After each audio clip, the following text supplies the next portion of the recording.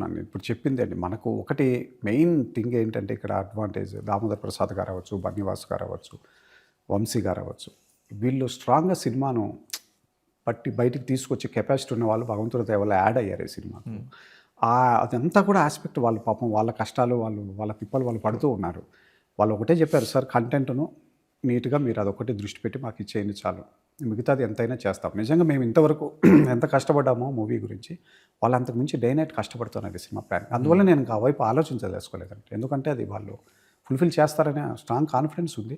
Plus యూత్‌లో కూడా బయట బన్నీవాసు గారు, వంశీ గారు సినిమా తీసుకున్నారు అంటే సినిమా బాగుంటుందంట అన్న ఒక క్రెడిబిలిటీ బిల్డ్ అయ్యింది. అయినప్పుడు ఏమవుతుందంటే ఆటోమేటిక్గా అది కూడా ఒక హర్రర్‌తో పాటు అది కూడా ఒక ప్లస్ అవుతుంది మాకు ఆస్పెక్ట్.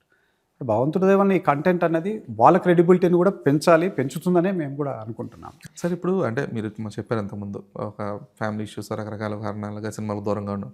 బట్ ఇప్పుడు మళ్ళీ ఇంకోసారి సినిమా తీస్తాను అన్నప్పుడు మీ ఫ్యామిలీ కానీ లేదంటే మీ సన్నిహితులు కానీ వద్దని వారించిన వాళ్ళు ఎక్కువ మంది ఉంటారు. ఖచ్చితంగా ఉంటారు. సో వాళ్ళందరూ ఏం చెప్పి ఒప్పించారండి అసలు? ఏం లేదు అంతే కన్విన్స్ ఇప్పుడు మనకున్నటువంటి ప్యాషన్ ఏదైతే ఉందో అది డ్రైవ్ చేస్తుంది అంతే దానికి. అంటే బట్ అసలు ఈ ఏజ్లో ఎందుకు రిస్క్ ఎందుకు అవసరమా, సెటిల్డ్ లైఫ్ ఉంది కదా అనే కైండ్ ఆఫ్ ఇదే ఉంటుంది. అందులో ఇండస్ట్రీలో సక్సెస్ రేట్ అనేది 5% ఉంటుంది.